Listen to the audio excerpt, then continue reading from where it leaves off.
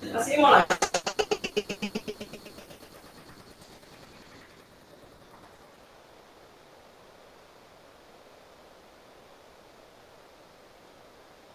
Pamela.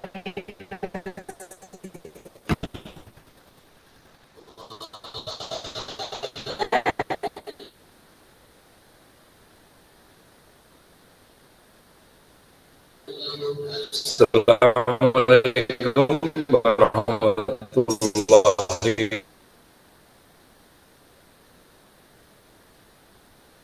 wabarakatuh. Waalaikumsalam warahmatullahi wabarakatuh. Waalaikumsalam warahmatullahi. Waalaikumsalam warahmatullahi wabarakatuh.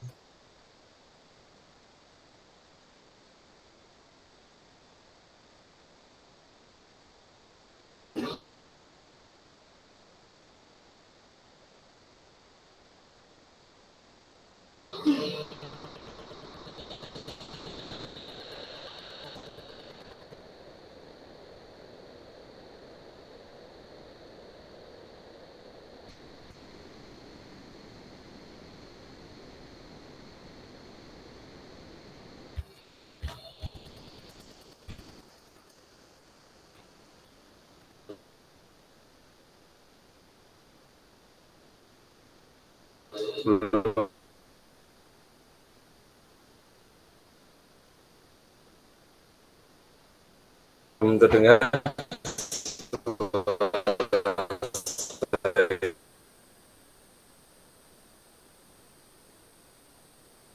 ya.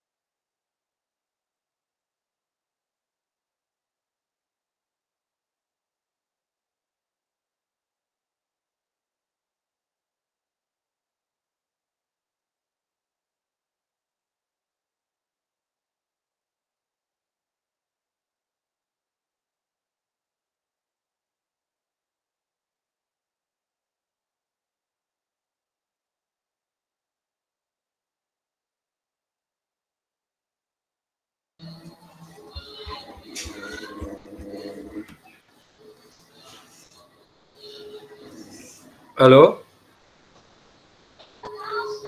kembali dengar suara saya?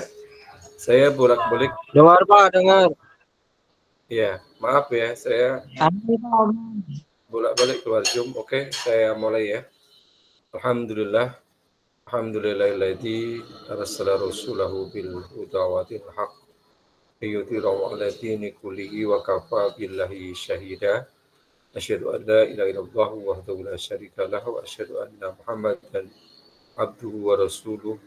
Allahumma shalli ala sayyidina Muhammad wa ala ali sayyidina Muhammad. Amma ba'du, kepada para mahasiswa sekalian yang insyaallah dimuliakan oleh Allah Subhanahu wa taala. Alhamdulillah, puji syukur atas nikmat Allah. Salawat dan salam kita sanjungkan kepada baginda Nabi besar Muhammad sallallahu alaihi wasallam. Alhamdulillah, pada malam hari ini kita bisa kembali tatap maya virtual kita pada pertemuan ke-6. Semoga atas kehadiran saudara, atas keikhlasan kehadirannya, mendapatkan ridho pahala dari Allah Subhanahu wa taala. Amin ya rabbal alamin.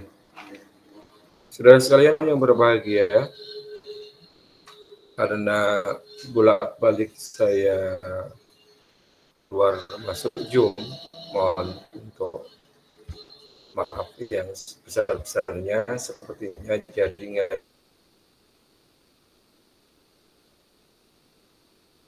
di saya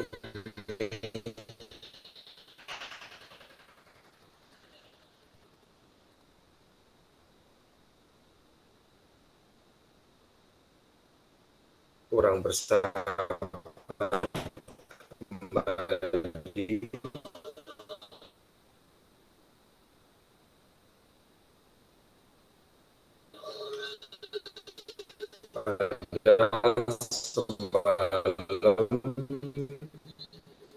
Alhamdulillah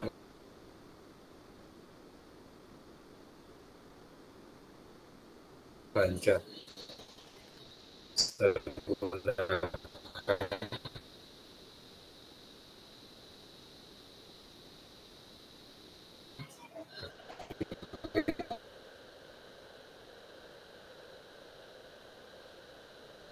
Atas perkuliahan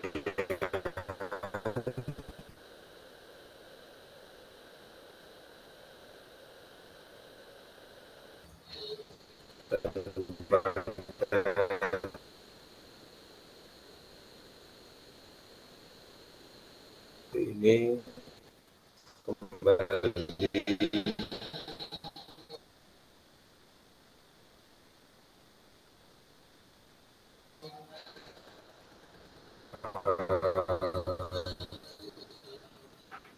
kurang bersahabat terkait perkuliahan kita bersama. Semoga apa yang saya sampaikan saudara bisa mendengarkan dengan baik dan bisa mendapatkan informasi terkait tentang perkuliahan kita. Saudara sekalian yang berbahagia, pada sesi kali ini tentu perkuliahan kita ada beberapa hal yang perlu saya sampaikan sebelum kita sama-sama menyampaikan materi pada malam hari ini. Di antaranya adalah evaluasi terkait pertemuan 1 sampai ke 6 ini. Ada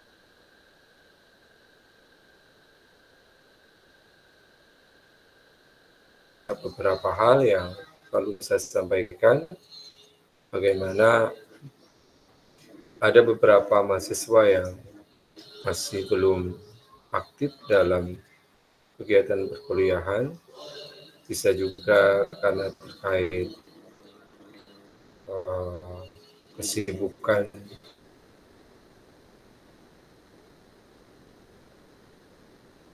ya masing-masing, ataupun bisa juga karena penyakit malasnya. Maka dalam hal ini saya ingatkan kepada saudara sekalian untuk bisa hadir dalam perkuliahan ini, dan terlebih-lebih adalah kita sama-sama bagaimana kehadiran perkuliahan itu akan menjadikan dasar nilai yang saudara dapatkan.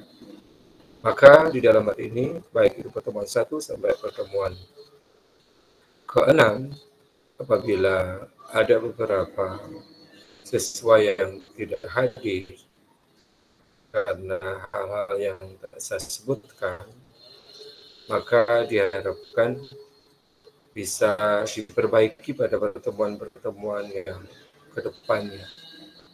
Seperti halnya pertemuan tatap maya pada malam hari ini.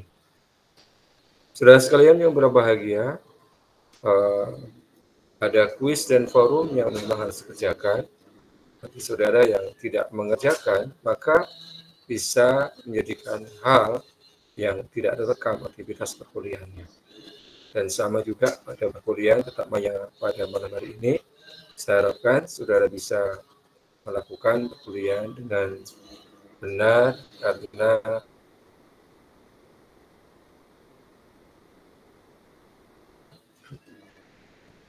pada saat ini kalian, saudara sekalian, diharapkan untuk bisa hadir juga pada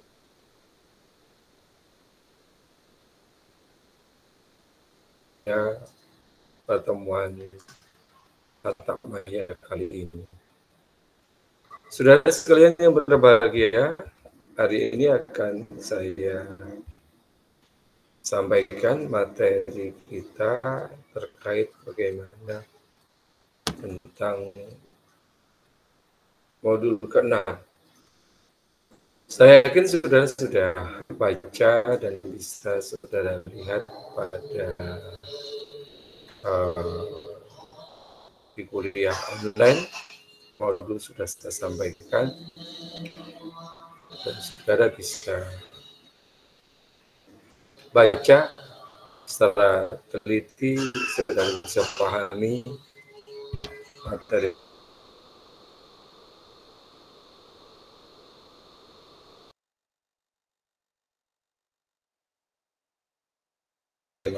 itu,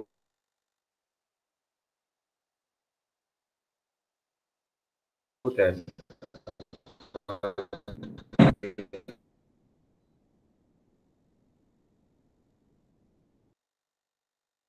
tidak ada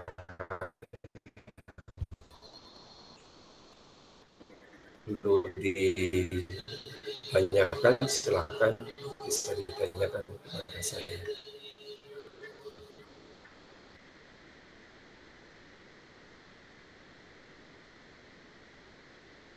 Saya sedang share beberapa materi kali ini. Apakah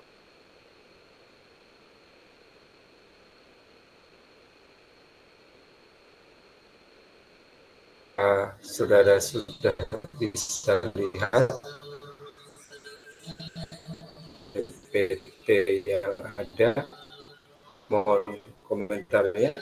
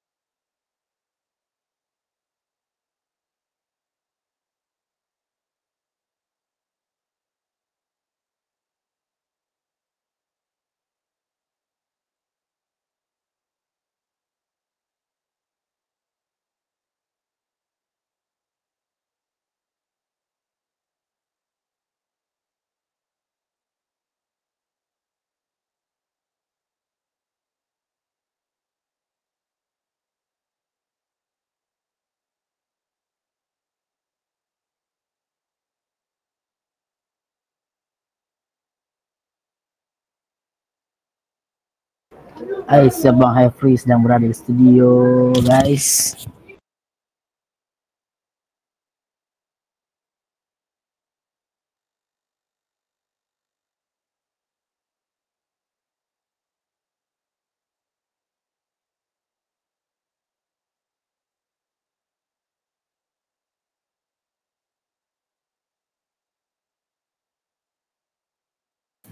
Dosennya mana ini?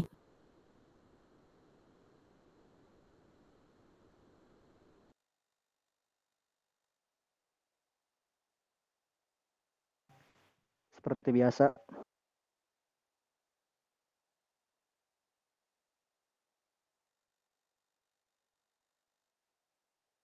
Ini beneran sinyalnya yang jelek kan ya?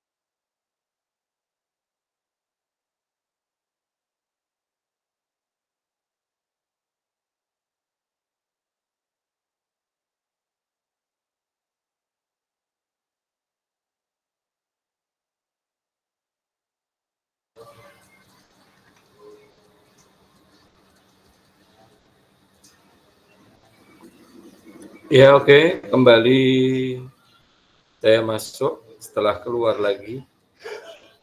Saudara dengar kembali suara saya?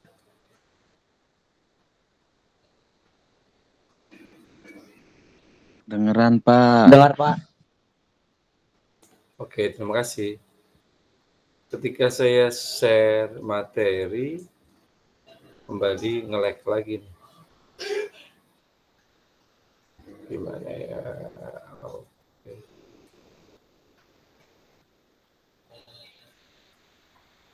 Saya ulang lagi ya, saya akan share materi. Apabila nanti kembali terputus tidak terdengar, saudara bisa sampaikan kembali ya.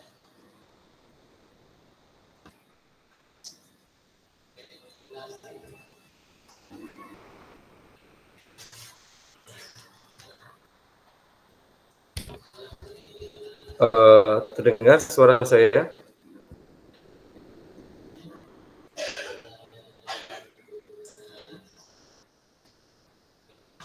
Terdengar Pak.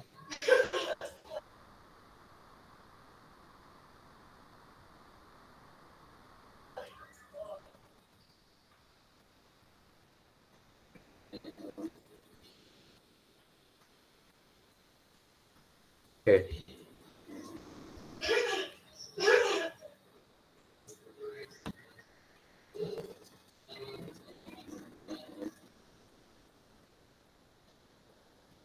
Apakah kelihatan saya share materi?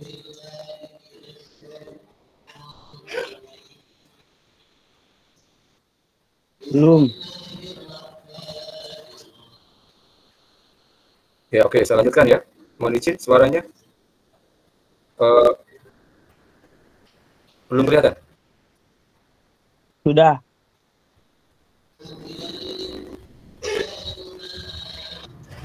Oke, siap. Materi kita fungsi dan peran masjid dalam pengembangan Islam. Lanjutkan, peran dan fungsi masjid kampus dalam pengembangan budaya Islam. A. Menelusuri konsep dan fungsi masjid dalam membangun budaya Islam. Masjid itu merupakan sebuah ruang terbuka yang luas. Keempat temboknya dibuat dari batu bata dan tanah. Atapnya terdiri dari daun kurma dan yang sebagian lagi dibiarkan terbuka. Salah satu bagian lagi digunakan untuk tempat orang-orang fakir miskin yang tidak punya tempat tinggal.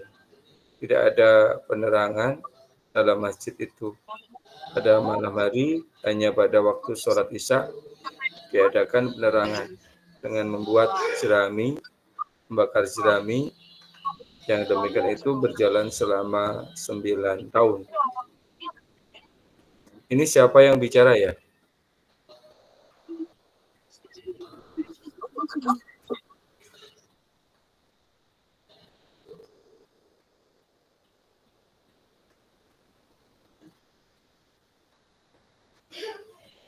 Sudah itu kemudian baru digunakan lampu-lampu yang dipasang pada batang-batang kurma yang dijadikan penopang atau atap itu. Sebenarnya tempat-tempat tinggal Nabi sendiri tidak mewah keadaannya dibandingkan daripada masjid, meskipun tempat tinggal Nabi sudah sepatutnya lebih tertutup. Selesai membangun masjid dan tempat-tempat tinggal, Muhammad pindah dari rumah Abu Ayyub ke tempat ini.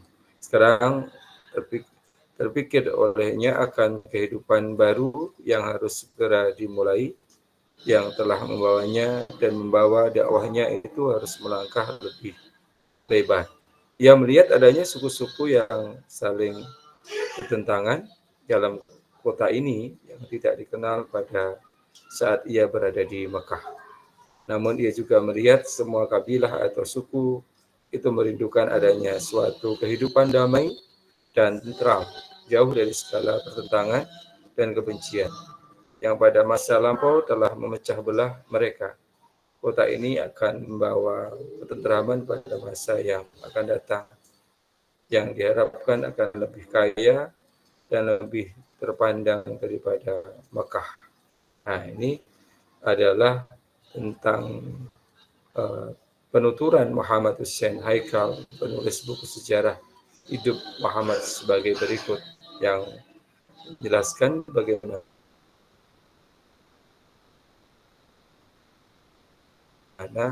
tentang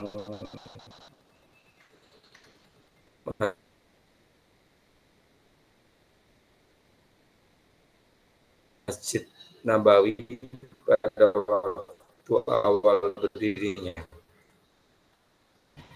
Masjid dalam konsep dasarnya adalah tempat suci. Mencermati teks di atas, tampak bahwa masjid pada zaman Nabi Muhammad memiliki fungsi yang melampaui konsep dasarnya itu. Coba Anda lakukan analisis lebih lanjut, komunikasi dengan dosen dan teman-teman Anda.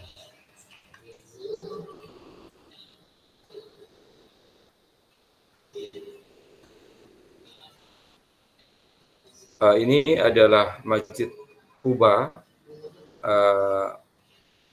masjid yang pertama kali Rasulullah SAW bangun.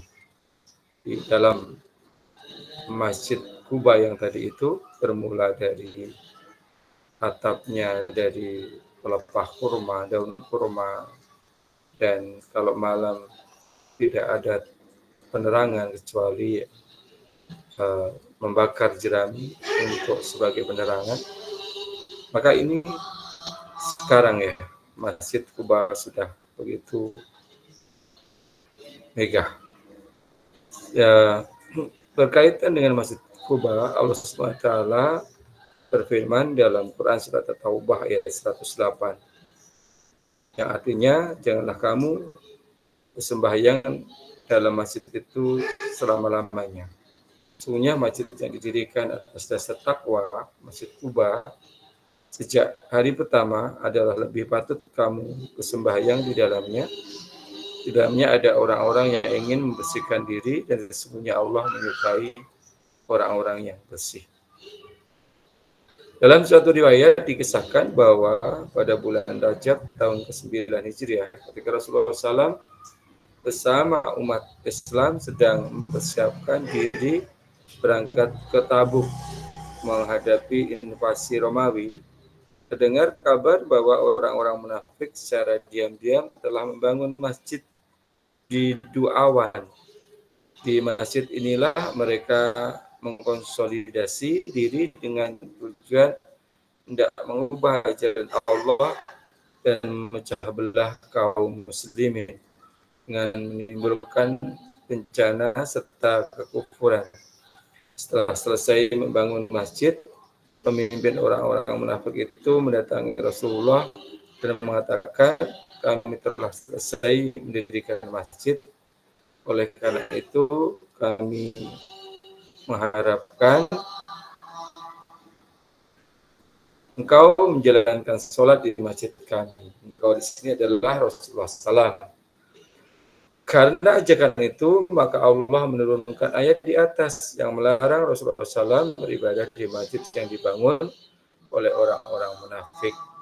Dalam sejarah Islam, masjid yang dibangun atas dasar konsep dan fungsi untuk mengubah ajaran Allah dan membahayakan umat Islam itu disebut dengan masjid dirar.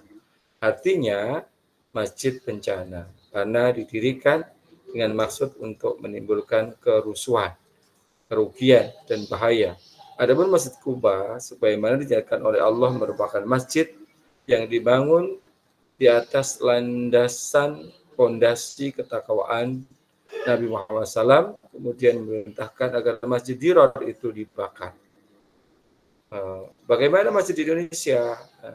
Sejalan dengan perkembangan umat Islam, jumlah masjid saat ini sangat banyak dan tersebar di hampir seluruh negara di dunia. Di Indonesia saja jumlah masjid tercatat 643.893. Republik Online 3 Juni tahun 2012. Adapun menurut hasil sensus penduduk Badan Statistik BPS pada tahun 2010, penduduk Indonesia yang memeluk agama Islam tercatat 207.176.162, yaitu 87,80% dari total penduduk. Menurut Kepala Pusat Kerukunan Beragama Kemenak RI Abdul Fattah, pertumbuhan jumlah masjid di Indonesia termasuk lamban jika dibandingkan dengan rumah ibadah agama lain. Berdasarkan pada data tahun 1997, 2004, 2010, jumlah pertumbuhan gereja Katolik mencapai 153%. Dari 4.934 menjadi 12.453. Jumlah pertumbuhan gereja Protestan 131% dari 18.977 menjadi 43.909. Jumlah pertumbuhan wihara bertambah 368% dari 1.523 menjadi 7.129. Jumlah pertumbuhan pura Hindu bertambah 475,25% dari 4.257 menjadi 24.431, sedangkan masjid hanya bertambah 60% dari 392.044 menjadi 3.853. Diperkirakan kelambanan pertumbuhan itu disebabkan masyarakat Muslim Indonesia lebih cenderung menambah kapasitas masjid dibandingkan menambah jumlahnya. Lepas dari kelambanan dalam pertumbuhan jumlah di atas, ketersebaran masjid yang sampai menjangkau berbagai masyarakat dengan corak budaya sangat beragam, telah berpengaruh terhadap konsep dan fungsi masjid.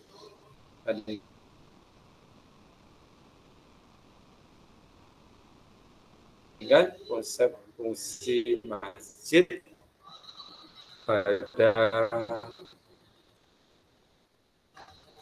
saat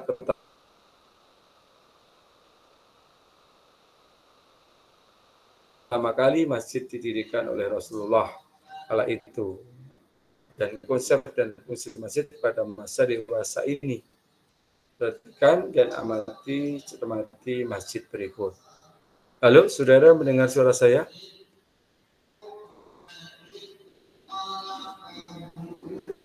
Dengar Pak.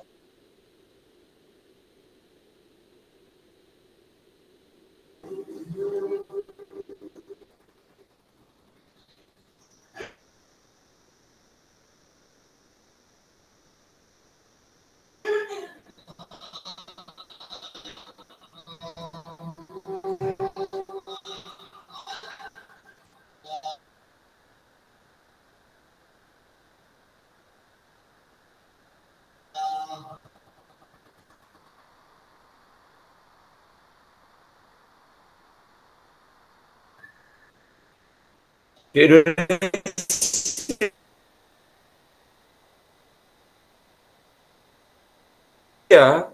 masjid tumbuh di berbagai masyarakat dengan corak bermacam. Di atas searah Jerumjang ada masjid Bayan, Belek di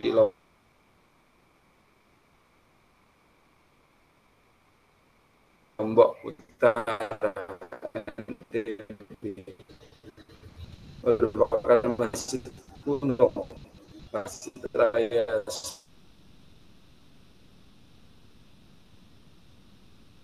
Sabun,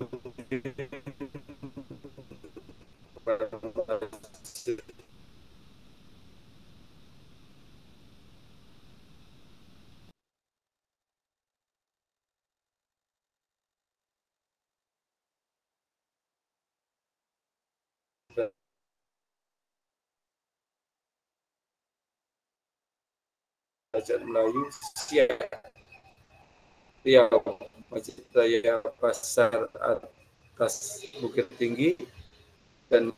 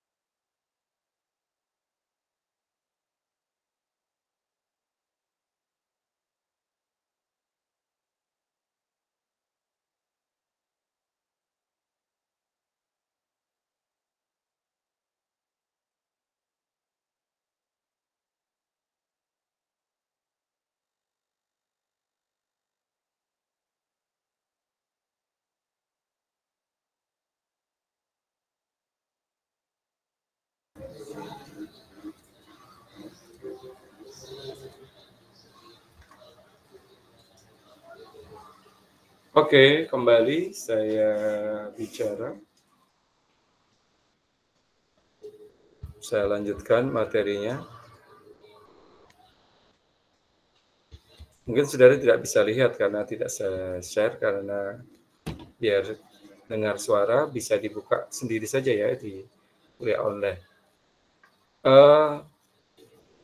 Bagian C, menggali sumber historis, sosiologis, dan teologis tentang konsep masjid dan fungsi masjid kampus dalam membangun budaya Islam.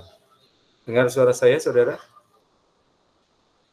Dengar, Pak. Nomor 1 adalah menggali sumber historis dan sosiologis tentang konsep masjid dan fungsi masjid kampus dalam membangun budaya Islam.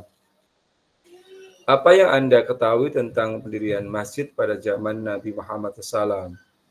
Bagaimanakah pendirian masjid pada zaman Nabi Muhammad berjalan baik sehingga masjid dapat dijadikan wadah pembinaan keimanan, ketakwaan, dan akhlak mulia bagi kaum muslimin? Ataukah pendirian masjid mendapat gangguan oleh masjid-masjid palsu, masjid yang mendatangkan kemudaratan bagi orang-orang mukmin? Bagaimana fungsi masjid pada zaman Nabi Muhammad? Bagaimana masjid dapat menjadi pusat kegiatan masyarakat muslim? Bagaimanakah kegiatan masjid pada zaman sekarang? Bagaimanakah fungsi dan peran masjid di kampus? Yang pertama, A. Masjid pada zaman Nabi Muhammad SAW. Pada masa Nabi Muhammad SAW, pada era Madinah, ada 3 tipe masjid yang perlu dijadikan bahan pembelajaran, yakni adalah masjid yang pertama kali dibangun dikenal dengan Masjid Kuba, yaitu masjid yang didirikan atas dasar takwa. Nomor 2, masjid yang didirikan oleh orang-orang munafik dengan tujuan merusak keimanan dan menghancurkan kaum muslimin, dikenal dengan Masjid Dirar. Dan ketiga, musolat pertama, yaitu tempat yang dipergunakan untuk sholat hari raya Idul Fitri, Idul Adha, sholat istisqa, sholat minta hujan, dan tempat menyembelih hewan kurban. Pertama kita bicara tentang Masjid Kuba. Masjid Kuba merupakan masjid pertama yang didirikan secara langsung oleh Nabi Muhammad SAW. Masjid ini didirikan dalam perjalanan hijrah dari Mekah ke Madinah. Sebelum sampai di Madinah, tepatnya di desa Kuba, Nabi Muhammad SAW dan kaum muhajirin beristirahat selama 4 hari, Senin sampai dengan Kamis. Selama beliau tinggal di sana, beliau mengajarkan Islam dan membangun sebuah masjid yang dikenal dengan Masjid Kuba. Masjid inilah dalam catatan sejarah Islam disebut sebagai masjid pertama yang didirikan oleh Rasulullah SAW. Beliau mendirikan Masjid Kuba sebagai tempat sholat berjamaah dan pendidikan Islam. Peristiwa ini diabadikan oleh Allah SWT dalam Quran surat At-Taubah ayat 108. Pada awalnya berdirinya Masjid Kuba merupakan bangunan yang kecil dan sederhana, tetapi sudah terbentuk struktur masjid. Bentuk bangunannya 4 persegi panjang. Sebelah utara dibuat serambi untuk tempat sholat yang bertiang pohon kurma dan beratap datar dan pelepah dan daun kurma. Pada saat itu Masjid Kuba menghadap ke Baitul Maqdis di Palestina, menghadap ke utara, sebelum menghadap ke Ka'bah Mekah. Dinding dan pagarnya terbuat dari bebatuan yang ditumpuk, yang tiangnya dari pohon kurma, sedangkan atapnya dari daun kurma. Di dalam masjid ada lapangan terbuka, terdapat sumur tempat berwudu. Setelah Nabi Muhammad SAW tinggal di Madinah, beliau para sahabatnya seringkali berkunjung ke Masjid Kuba. Sekarang Masjid Kuba menjadi salah satu tempat ziarah para jamaah haji dari berbagai negara, baik sebelum maupun sesudah ziarah ke kota Madinah. Ziarah ke sana, kesederhanaan masjid yang digambarkan di atas sudah hilang sama sekali. Sekarang kondisi masjid ini telah berubah menjadi sebuah masjid yang megah. Yang kedua ada Masjid Zirar. Masjid Zirar adalah masjid yang mendatangkan kemudaratan bagi orang-orang mukmin. Secara sosiologis, Masjid Zirar didirikan oleh orang-orang Islam dengan tujuan sengaja maupun tidak sengaja, sadar ataupun tidak sadar, untuk membelokkan keimanan orang-orang Islam ke arah kekafiran dan memecah belah umat.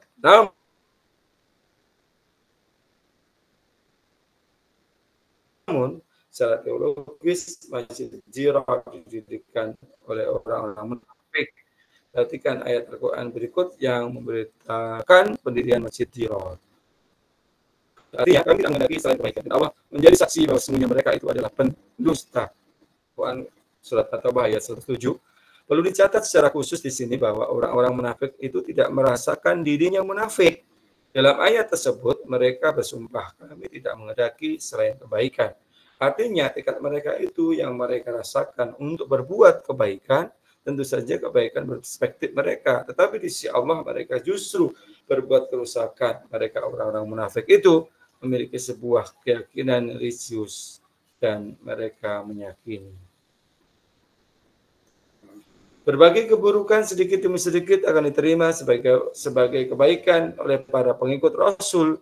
Oleh karena itu Tuhan langsung mengingatkan Rasulnya bahwa masjid tersebut adalah masjid Dirar, masjid yang mendatangkan kemudaratan bagi orang-orang mukmin. Salat di masjid Dirar dilarang. Sebagaimana firman Allah, Quran Surah At-Taubah ayat 8 di atas, pada zaman sekarang kita sama sekali tidak bisa dan tidak mungkin serta tidak boleh memberikan label terhadap suatu masjid sebagai masjid Dirar.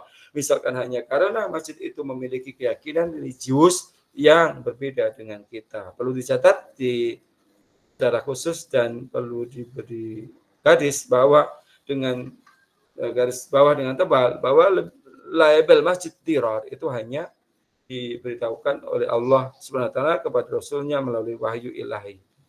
Dalam riwayat tadi bahkan Rasulullah sendiri rencananya akan mendirikan sholat di masjid itu. Ketika memulai misi kenabiannya di Makkah, oke, dengar suara saya, saudara? Dengar, Pak. Rasulullah belum memiliki sentra Islam. Pada waktu itu dakwah Islam disampaikan secara sembunyi-sembunyi dengan cara door to door.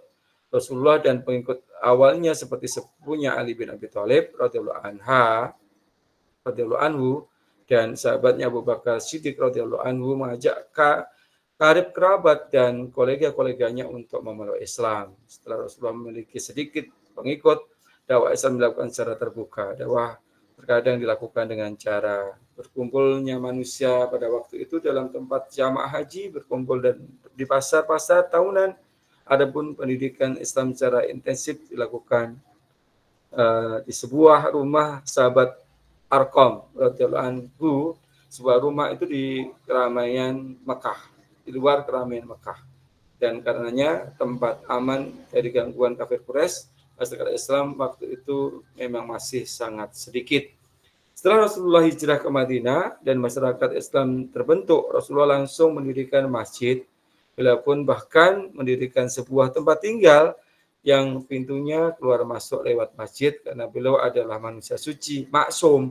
Demikian juga putrinya Fatimah Az-Zahra radhiyallahu anha dan sepupunya yang kelak menjadi suami Fatimah, Ali bin Abi Thalib radhiyallahu anhu, mendirikan tempat tinggal di dekat masjid. Istri Rasulullah pun dan beberapa sahabatnya membuat tempat tinggal yang menempel di masjid. Model perumahan yang diciptakan oleh Rasulullah di sekitar masjid sepertinya memberikan pesan khusus bahwa masjid selayaknya menjadi pusat dakwah dan aktivitas umat ulama selayaknya bertempat tinggal di dekat masjid dan menjadi motor utama dakwah Islam dan pembangunan masyarakat muslim melalui masjid. Di Masjid Nabawi, Rasulullah bertempat tinggal, memberikan khutbah-khutbahnya, menyelenggarakan pendidikan Islam, serta memberikan perintah-perintah Islam. Kaum muslimin yang baru terbentuk terdiri dari muhajirin dan kaum ansar dan kaum muslimin lainnya dan berbagai penjuru Jazirah Arab datang ke Masjid Nabawi untuk berbaiat kepada Rasulullah dan belajar tentang Islam. Dari kota Nabi inilah Islam menyebar ke seluruh pelosok Jazirah Arab untuk membentuk masyarakat muslim di luar Madinah. Rasulullah mengutus 2 duta Islam dan mendirikan masjid sebagai sentra Islam di daerah. Para duta Islam itu sebenarnya ya Rasulullah lakukan di Masjid Nabawi. Sebagaimana yang Rasulullah lakukan di Masjid Nabawi, memberikan khutbah-khutbah, menyelenggarakan pendidikan Islam, memberikan perintah Islam di masjid yang baru didirikannya. Tempat tinggal mereka pun dekat dengan masjid untuk melayani anak-anak kaum muslimin yang haus dengan pendidikan Islam. Kaum muslimin awal menghidupkan lembaga pendidikan kutab, semacam sekolah dasar. Perbedaan antara kutab pada masa jahiliyah dan kutab pada Islam adalah sebagai berikut. Kutab pada masa jahiliyah sangat langka karena pendidikan sangat mahal. Sedangkan kutab pada masa Islam sangat banyak seiring dengan banyaknya komunitas kaum muslimin. 2. Kurikulum kutab pada masa jahiliyah lebih menekankan pada belajar baca tulis dan sastra Arab. Sedangkan kutab pada masa Islam sebagaimana pendidikan dasar Islam untuk anak-anak Muslim dengan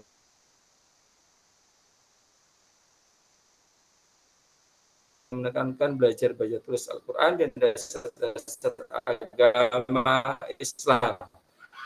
3, yang tidak kalah pentingnya, kutab pada masa jahiliyah lebih merupakan tempat bisnis, yaitu jasa pendidikan yang sangat mahal dan elitis. Sedangkan kutab pada masa Islam yang berada di Masjid Selasar Masjid atau merupakan bangunan khusus berkaitan dengan masjid lebih berfungsi sebagai sosial service. Oleh karena itu, kutab bersifat sangat massal dan merakyat.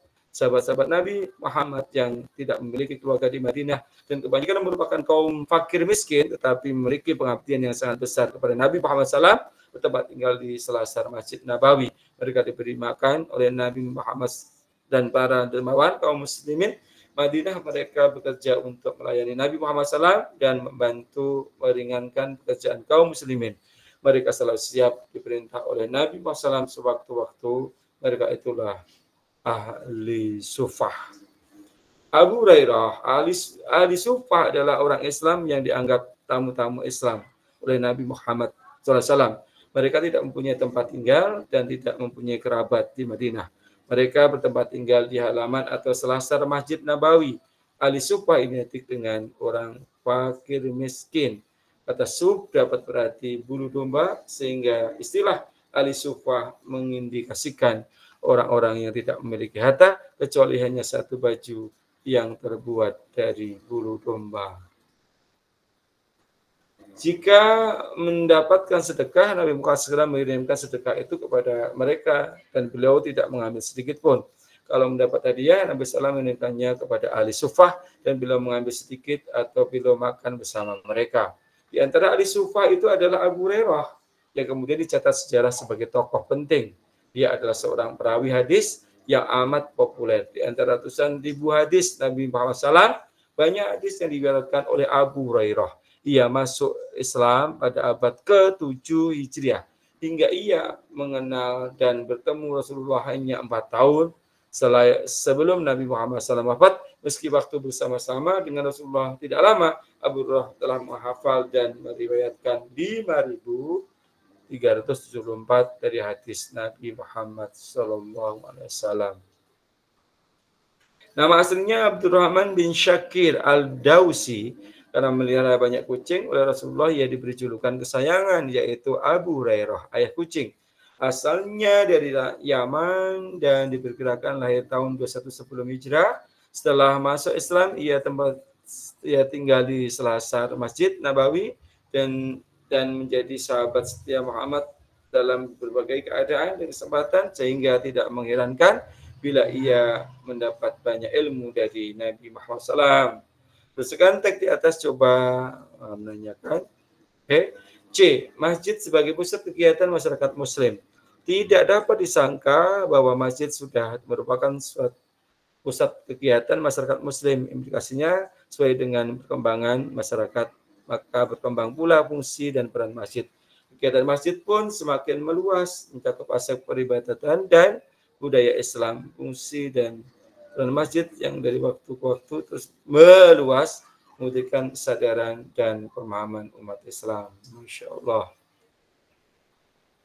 Terhadap pemanfaat masjid semakin meningkat, meluasnya fungsi dan peran masjid itu sering dengan laju pertumbuhan umat Islam di Indonesia, baik secara kuantitatif maupun secara kualitatif, yang tercantum dalam pertambahan jumlah penduduk Muslim dan peningkatan jumlah intelektual Muslim yang sadar dan peduli terhadap peningkatan kualitas umat Islam. Kondisi inilah yang mendorong terjadinya perluasan fungsi dan peran masjid.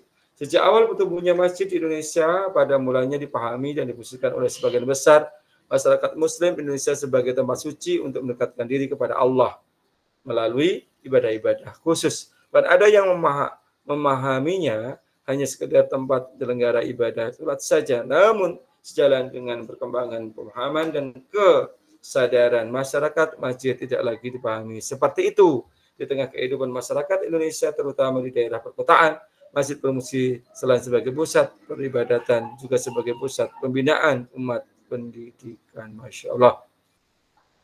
Pendidikan dan aktivitas sosial seperti kegiatan pendidikan anak dan remaja, majelis ta'lim, musyawarah warga, akad nikah, pemberdayaan ekonomi umat dipusatkan di masjid.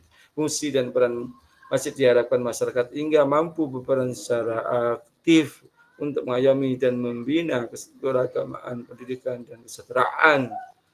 Utamanya luasnya pemahaman umat Islam terhadap fungsi masjid di tengah kehidupan masyarakat di situ, sisi mencerminkan masa depan umat Islam akan lebih baik, namun di sisi lain menimbulkan persoalan baru, yaitu persoalan pengeluaran masjid, pengelolaan masjid dan pengelolaan masjid ini. Pengelolaan masjid ini betul-betul berfungsi sebagaimana masjid yang didirikan Rasulullah SAW dan para ulama pewaris Nabi, yakni sebagai sentra umat dalam jaga tujuan didatangkannya syariat Islam. Maqasid asy-syariah. Masyarakat Indonesia tergolong masyarakat yang religius, betapa tidak hingga saat ini masyarakat Indonesia sangat dekat dengan masjid. Salat 5 waktu dikerjakan di masjid, pengajian-pengajian mulai dari pengajian umum, pengajian ibu-ibu, pengajian anak-anak, serta pengajian pemuda dan remaja berlangsung di masjid. Rapat-rapat ke RTN, ke RWN, dan musyawarah kemasyarakatan sering juga dilakukan di masjid. Kumpul-kumpul para pemuda dan remaja hingga pos ronda pun sangat sering menyatu dan berada di serambi masjid. Aktivitas sosial, ekonomi, dan politik bahkan sering kali digerakkan di masjid pula. Oleh karena itu dapatlah dikatakan bahwa Masjid Indonesia bukan hanya sebagai tempat peribadatan saja dalam arti ritual seperti sholat dan zikir, tetapi juga tempat sosialisasi dalam proses pembudayaan umat Islam. Sejak zaman Rasulullah SAW, masa keemasan umat Islam bahkan berfungsi sebagai pusat pendidikan, ekonomi, politik. Sungguh tepat Sidi Ghazalba yang menyebut masjid sebagai pusat peribadatan dan kebudayaan Islam. Masya Allah. Masjid sebagai pusat. Ngantuk juga nih kita ya. Halo, saudara masih dengar suara saya?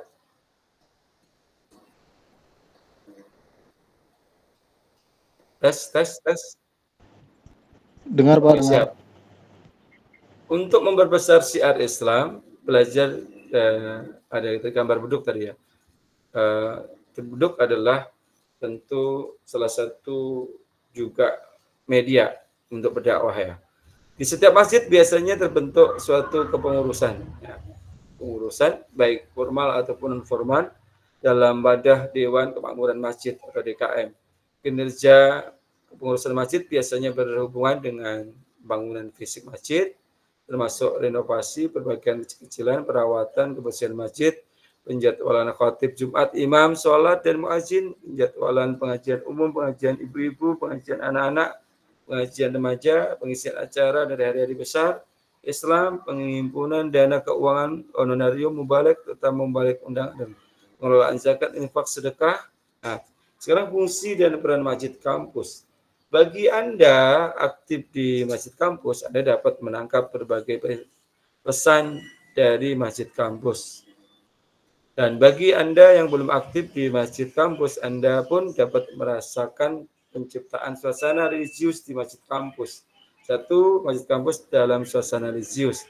Suasana kehidupan keagamaan itu hampir setiap kampus perguruan tinggi dirasakan cukup semarak.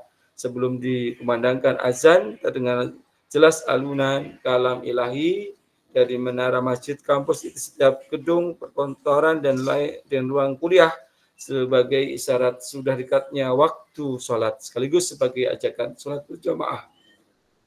Aktivitas kantor dan perkuliahan segera dihentikan sementara sampai habis waktu istirahat dan sholat berjamaah. Masjid kampus pada setiap hari ramai dikunjungi oleh para mahasiswa, dosen, karyawan. Mereka menjadikan masjid kampus sebagai pusat pembinaan keimanan dan ketakwaan.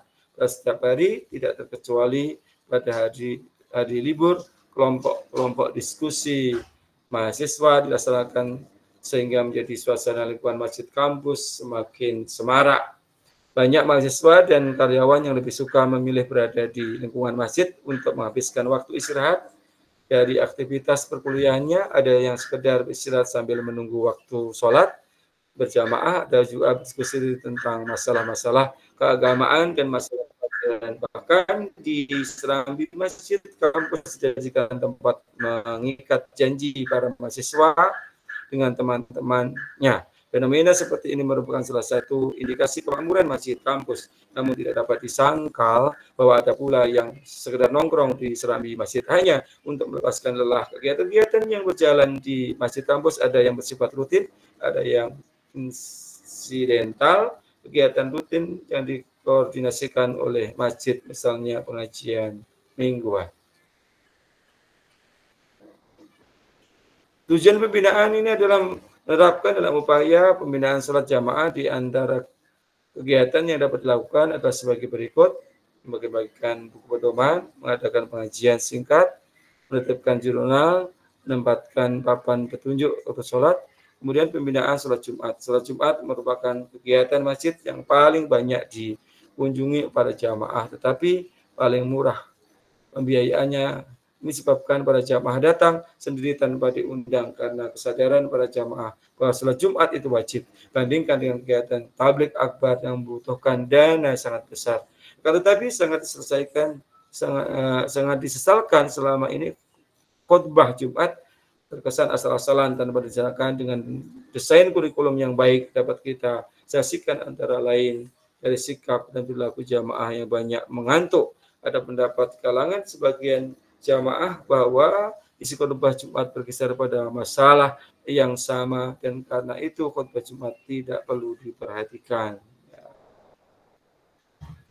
Khotbah Jumat seharusnya didesain secara khusus untuk pendidikan dan pengajaran umat Islam sehingga mampu memberikan motivasi dan mengubah pola pikir dan akhlak jamaah. Untuk itu khutbah Jumat perlu dipersiapkan secara baik. Tema-tema khutbah dipilih berdasarkan masalah yang paling dibutuhkan untuk membina dan mengubah jamaah serta dipersiapkan metodologi khutbah yang tepat. Jamaah Jumat biasanya relatif tetap, artinya jamaah yang menjadi peserta sholat jumlah jamaah Jumat adalah orang-orang yang sama. Hal ini mungkin disebabkan salah satu syarat wajib misalkan sholat Jumat adalah mukimin, orang yang bertempat tinggal di kampung halamannya. Akibatnya tidak terjadi perubahan pada jamaah sholat Jumat yang signifikan, padahal dalam satu tahun pada jamaah mengikuti khutbah Jumat sebanyak 52 kali, bandingkan jika diadakan tabligh akbar sebanyak 52 kali dalam satu tahun. Faktor kurikulum saat sholat Jumat sangat penting dalam menentukan perubahan perilaku jamaah. Apalagi khutbah Jumat akan meliputi bahan pengajaran para jamaah dan menjadi mubazir, gitu ada. Jadi mubazir dan sia-sia. Khutbah Jumat hanya sekedar didengarkan, masuk ke telinga kanan dan keluar dari telinga kiri. Alhamdulillah. Dan tidak mengubah perilaku. Untuk itulah diperlukan desain kurikulum yang baik. DKM sebaiknya menyusun tema-tema khutbah, sedangkan khotib membuat desain strategi khutbah sehingga dapat menggugah dan mengubah para jamaah. Di samping itu penyajian khutbah diselingi ilustrasi yang mudah dicerna jamaah. Materi khutbah disusun sistematis sehingga ini pembinaan kegiatan bulan Ramadan, sholat tarawih, kuliah tarawih, kuliah kultum. Oke, saudara sekalian sudah saya sampaikan ya materinya, dan untuk selanjutnya kita buka sesi pertanyaan. Apakah saudara masih mendengar suara saya? Masih, Pak. Dengar Bapak. Makasih Pak. Oke, sudah saya sampaikan materinya. Mungkin ada yang ingin saudara tanyakan, silakan.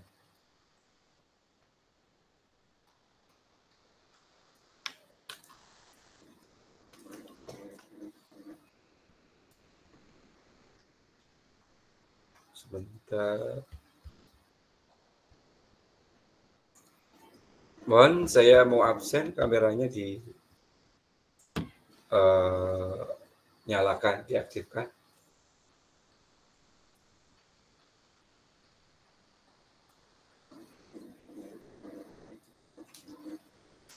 Ayo silakan diaktifkan kameranya.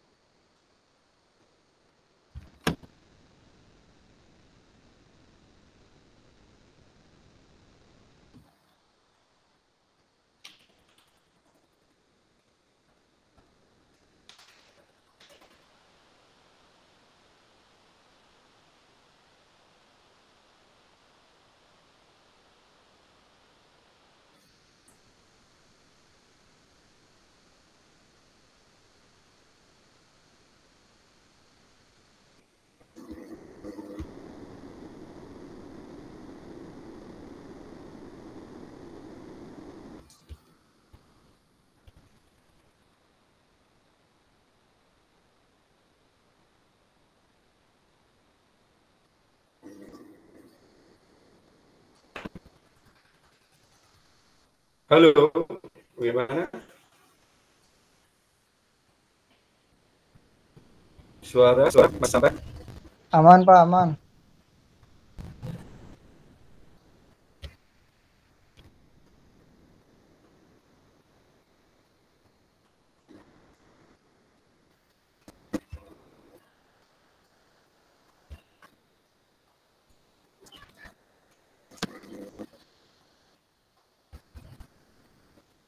Diaktifkan kameranya.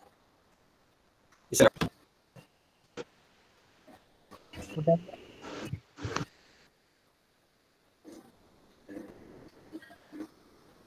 Coba yang lain. Akhir Ramadan, Husni, Saiful Al-Fatih, Sandi, Rio.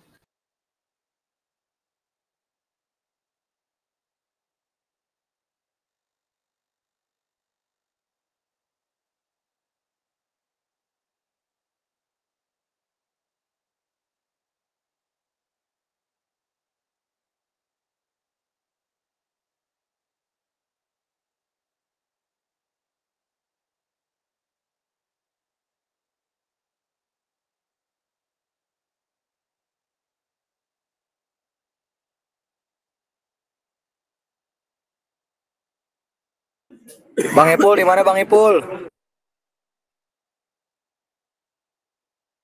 Lagi di jalan.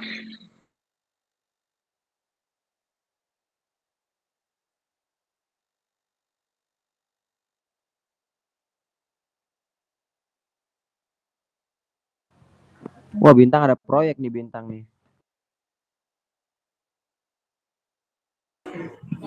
Pak Eko, sini Pak Eko.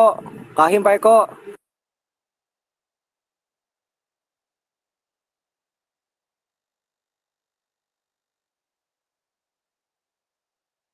Lu udah balik kok.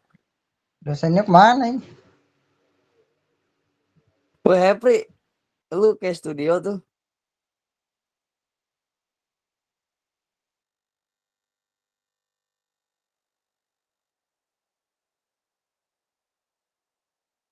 Wah, ada dosennya kabarnya gue lagi nyuci sempak nih, gue berhenti dulu.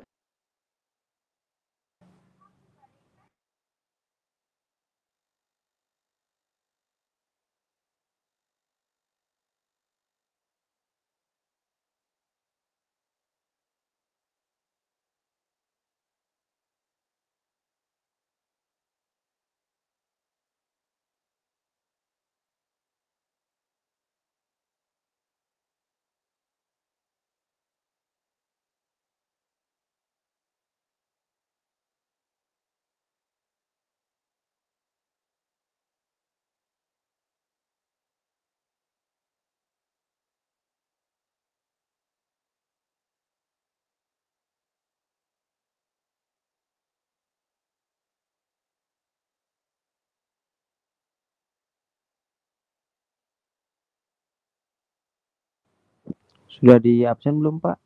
Lobet Pak saya Pak.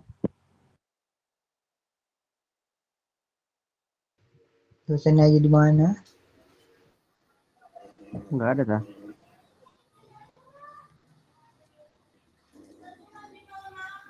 Ada.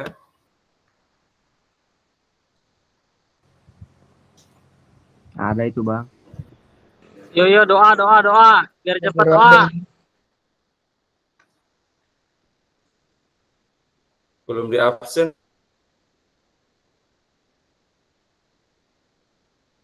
Udah doa.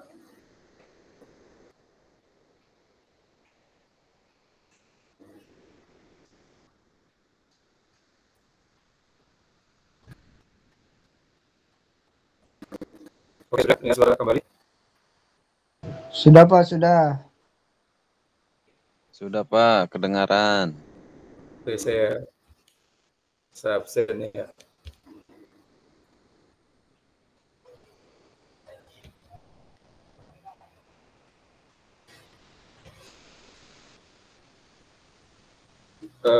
Andi Setiawan ada? Hadir Pak.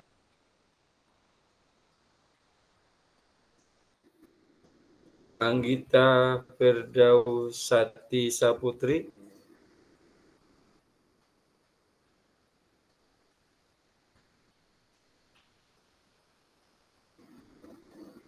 Anggita Firdausati Saputri ada?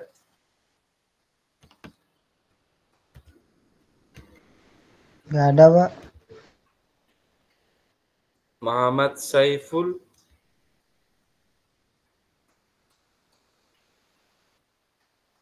Muhammad Saiful. Norman Mulya. Hadir, Pak. Norman Mulyadi hadir.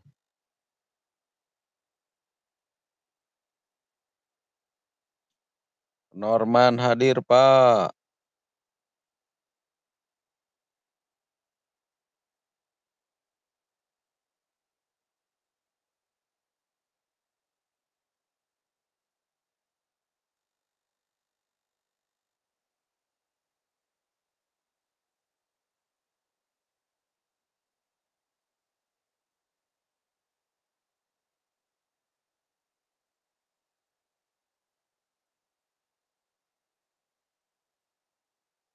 Mental lagi ya dosennya ya? Hilang lagi. Ada. Mental-mental. Absen doang sejam ini mah.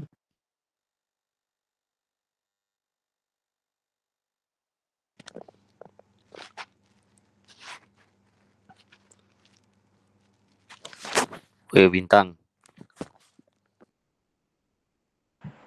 Bintang. ini gak di absen apa ini? Gua mau cabut ini.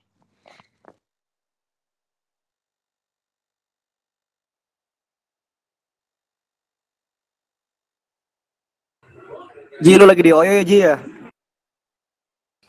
Zaman Oyo ya ilah. Lu ngomongnya yang bener lu nih pelajaran agama lu. Wow, Berisik sopan lu ya. Bintang. Bintang berisik Pelajaran agama ngomongnya Oyo lu kurang ajar lu.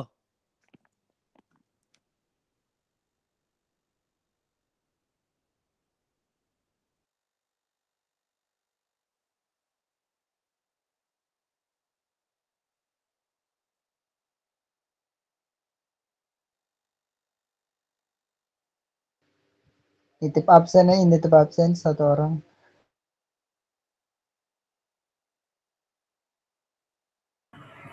Ji on cam Ji, yaelah.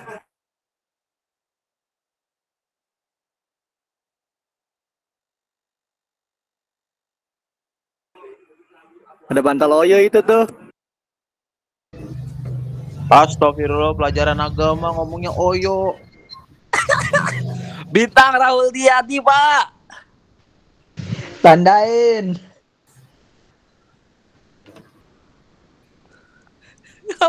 langsung off cam dia takut lah tuh.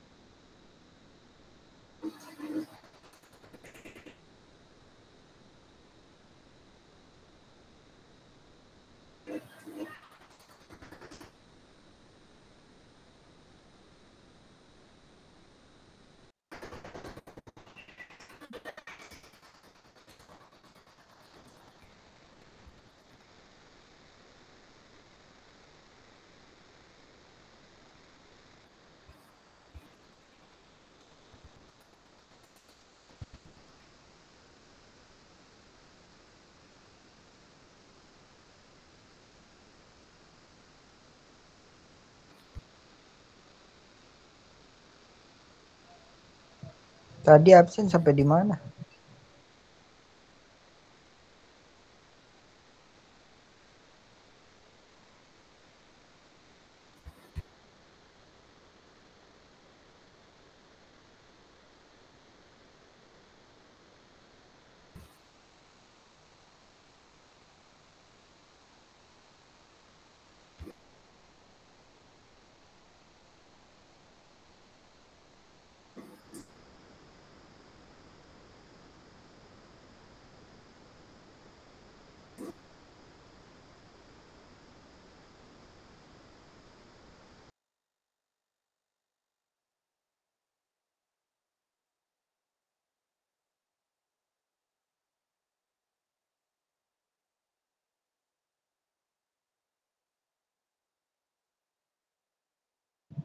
Keluar lagi.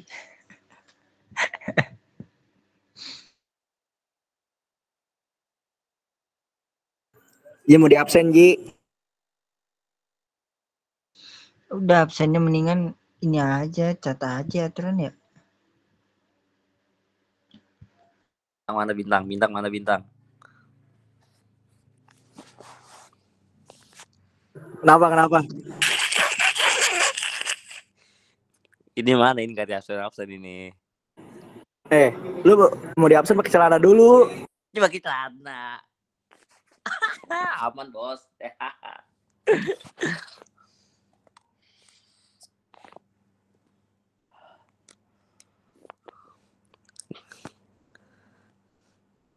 Pujuk dah ini mah. Sampai jam berapa ini? Udah 20.21.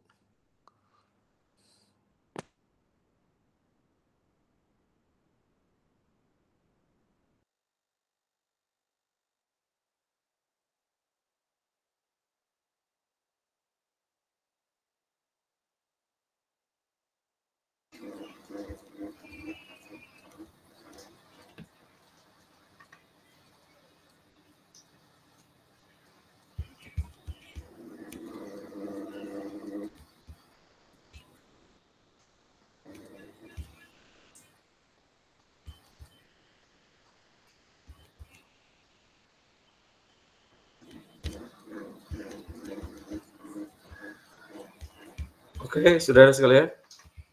Tes, halo. Pak. Ya Pak, Yes, aman Pak. Pak, aman. Saya sedang absen, tapi absennya kok nggak bisa dibuka lagi. Tadi Norman, Pak. Norman Iya. terakhir. Pas Norman Mulyadi, Pak, saya. Iya. Bisa lagi buka, tapi nggak bisa buka lagi. Bentar ya, tunggu. Oke, Pak. Siap. Udah ngantuk ya?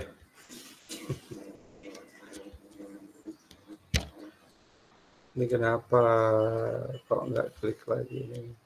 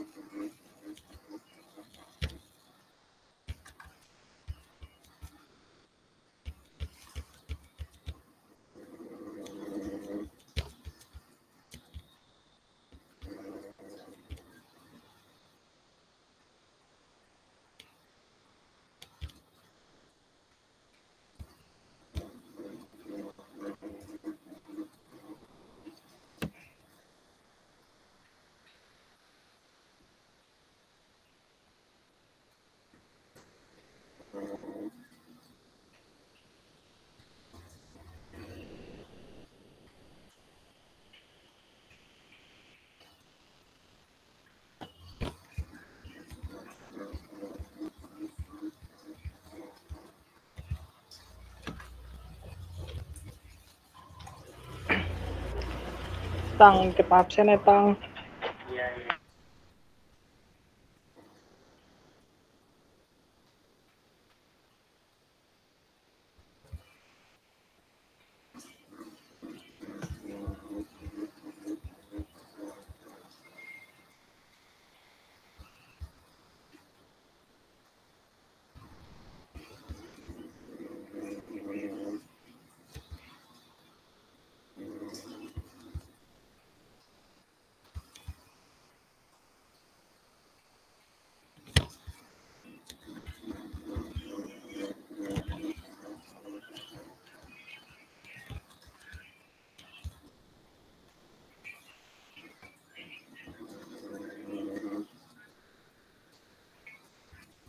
Ya oke, saya ulang lagi.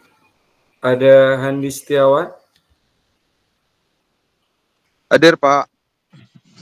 Anggita Firdausati nggak ada ya. Kemudian Hadir, Pak. Padir. Kemudian ada Muhammad Saiful.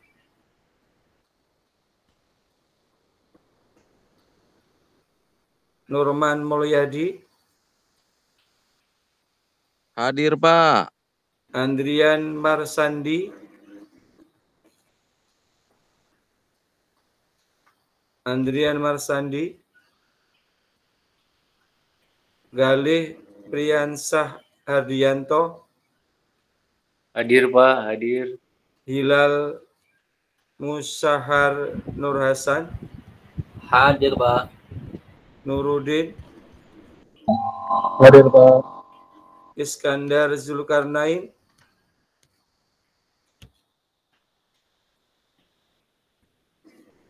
Iskandar Zulkarnain. Zulfianus Balak Nihan.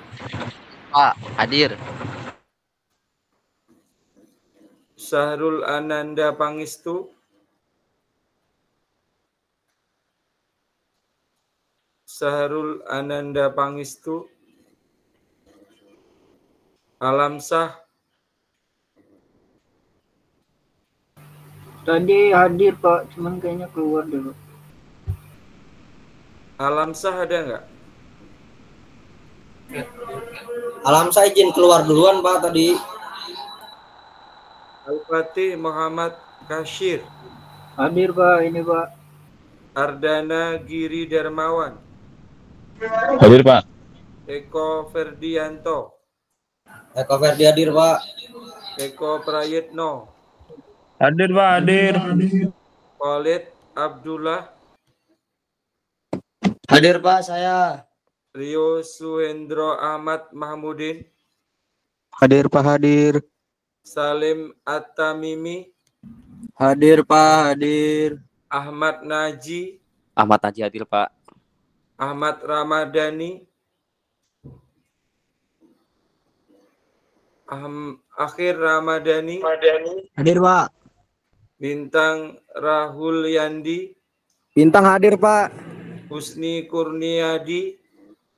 Hadir, Pak. Khairul Anwar. Hadir, Pak.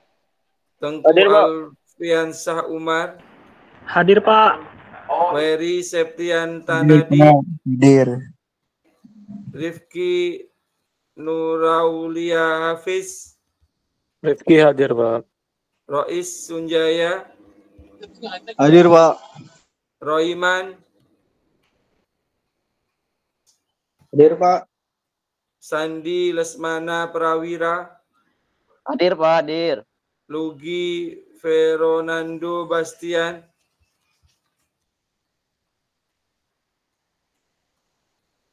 Lugi Fernando Bastian. Syahran Fitra Firdaus. Hadir, Pak. Sultan Ahmad Gifari Sauki. Sultan Ahmad Gifari Sauki. Handi Setiawan. Hadir, Pak. Hadir. Muhammad Ihsan Abdul Rahim. Hadir, Pak. Fatih Masruhah As-Siddiqi. Muhammad Ihsan hadir, Pak. Hadir, Pak. Hadir. Randi.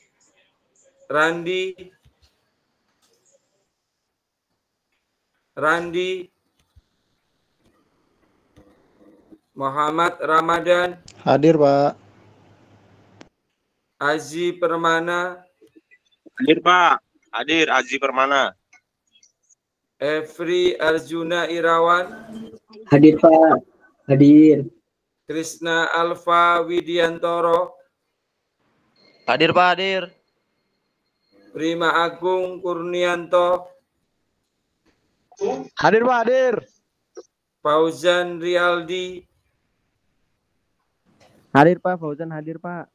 Saiful Bahri. Hadir, Pak, hadir.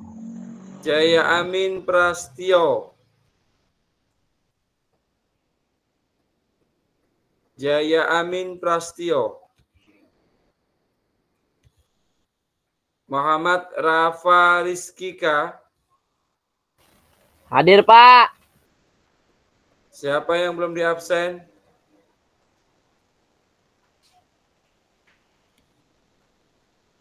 Siapa yang belum diabsen? Saya ulang. Muhammad Saiful ada. Andrian Marsandi. Iskandar Zulkarnain. Sahrul Ananda Pangistu. Luigi Peronando. Sultan Ahmad Gifari. Randi Jaya Amin. Berarti itu yang nggak hadir ya. Oke, saudara sekalian, mohon maaf lahir batin karena gangguan pula ya. Kurang nyaman pada perkuliahan pada malam hari ini. Terima kasih atas kehadirannya. Kita tutup dengan baca hamdalah. Alhamdulillahirabbil alamin. Bila taufiq hidayah. Wassalamualaikum warahmatullahi wabarakatuh. Waalaikumsalam warahmatullahi wabarakatuh. Terima kasih, Pak. Ya.